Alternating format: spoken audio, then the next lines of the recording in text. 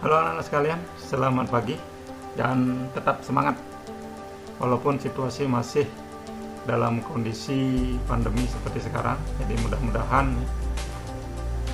hal ini tidak menyurutkan semangat kalian untuk belajar. Ini demi kesehatan kalian dan keselamatan kita semua. Di pembelajaran tetap kita lakukan secara daring. Jadi seumpama situasi sudah kembali normal, mudah-mudahan kita bisa melakukan pembelajaran secara tatap muka. Oke anak-anak, pagi ini kita akan membahas materi tentang pendapatan per kapita. Ini masih kaitannya dengan pendapatan nasional ya. Tapi topik atau subtopiknya adalah pendapatan per kapita. Pada pertemuan lalu Bapak sudah menjelaskan konsep perhitungan pendapatan nasional, metode perhitungan pendapatan nasional, kemudian cara menghitungnya juga sudah. Nah, pagi ini kita akan coba bahas tentang subtopik berikutnya, yaitu pendapatan per kapita. Itu pendapatan per kapita. Mungkin kalian pernah baca di buku, pernah dengar di televisi, pernah nonton di YouTube ataupun media lainnya. Ada yang tahu apa itu pendapatan per kapita? Ya, nanti kita akan bahas sama-sama ya, apa itu pendapatan per kapita. Tapi sebelumnya di pendapatan per kapita ini nanti ada 3 topik yang akan kita selesaikan. Yang pertama adalah pengertian pendapatan per kapita.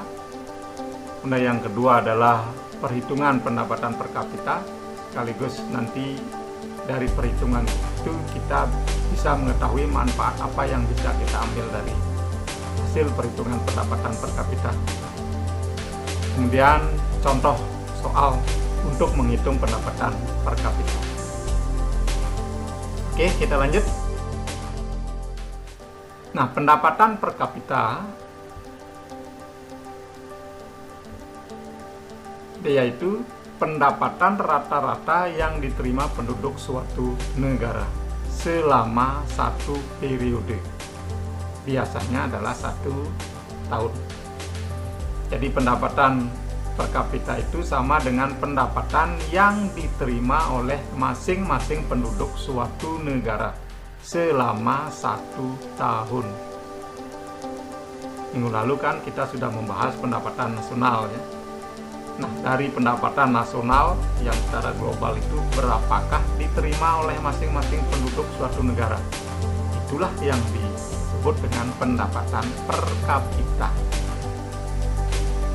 Nah, sekarang bagaimana cara menghitungnya?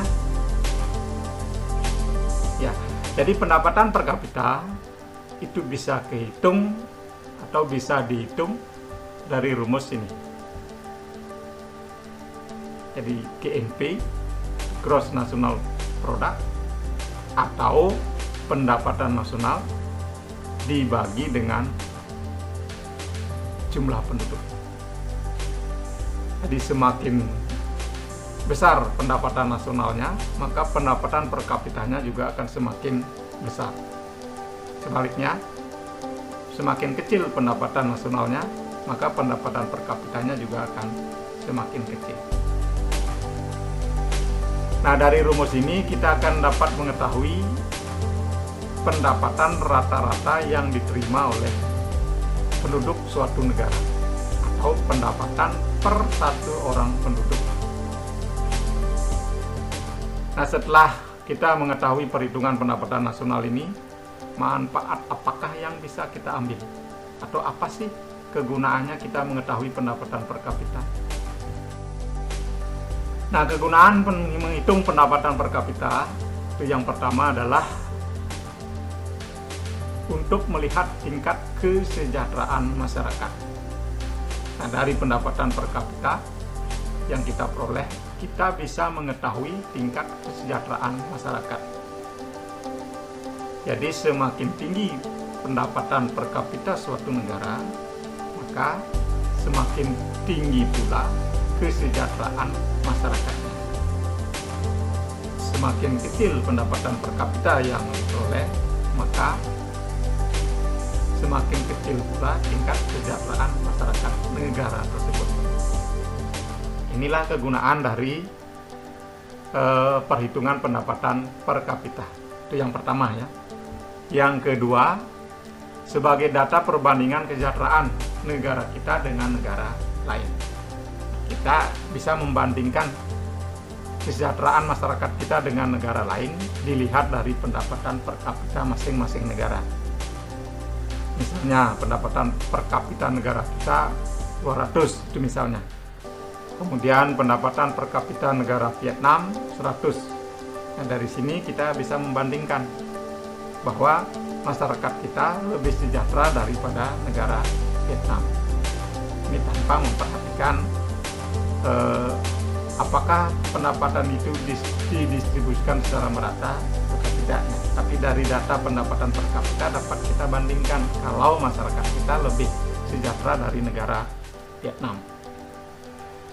Kemudian yang ketiga, sebagai data perbandingan tingkat standar hidup suatu negara dengan negara lain.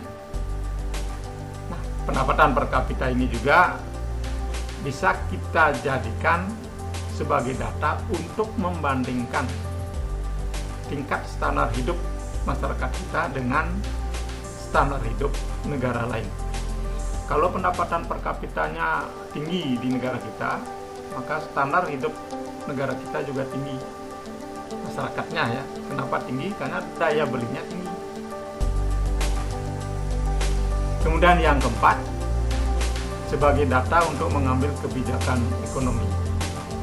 Nah, pendapatan per kapita ini juga bisa dijadikan oleh pemerintah ya untuk mengambil kebijakan di bidang ekonomi.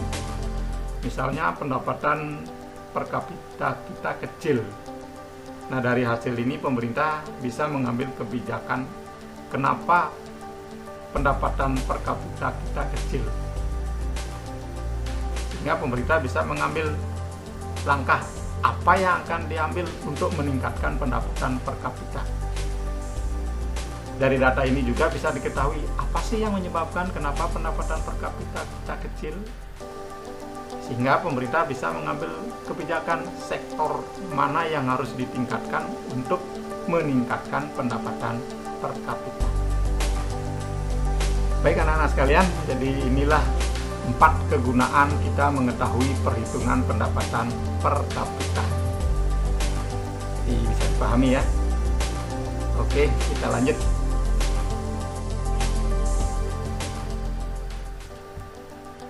Nah, contoh perhitungan pendapatan per kapita. Jadi biar kalian lebih bisa memahami, jadi Bapak berikan satu contoh menghitung pendapatan per kapita. Nah, misalnya negara Z pada tahun T memiliki GNP sebesar 2 miliar dan jumlah penduduknya sebanyak 20 juta. Dari data ini, berapakah besarnya pendapatan per kapita negara Z? Kita akan coba selesaikan soal ini. Ya, jadi diketahui dulu, biasakan ya dalam menjawab diketahui dulu GNP-nya 20 miliar, kemudian jumlah penduduknya 20 juta.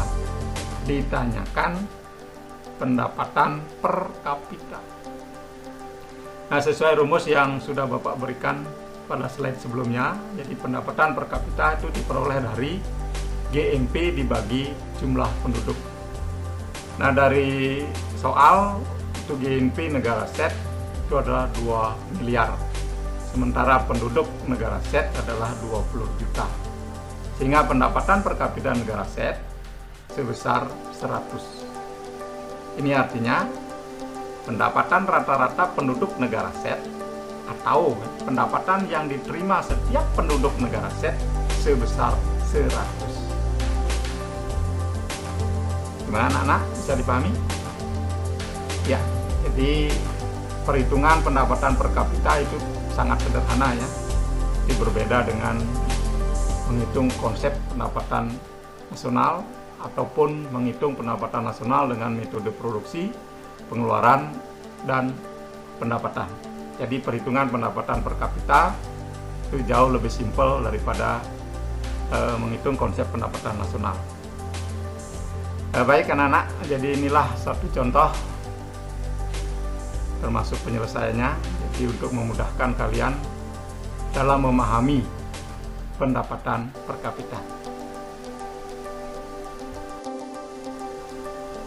Baik, jadi itulah materi yang kita bahas hari ini. Nanti di akhir slide ya, di akhir sesi ini Bapak akan memberikan tugas untuk kalian kerjakan. Silakan nanti buka classroomnya. Nanti Bapak akan share di classroom, lihat di topik tugas.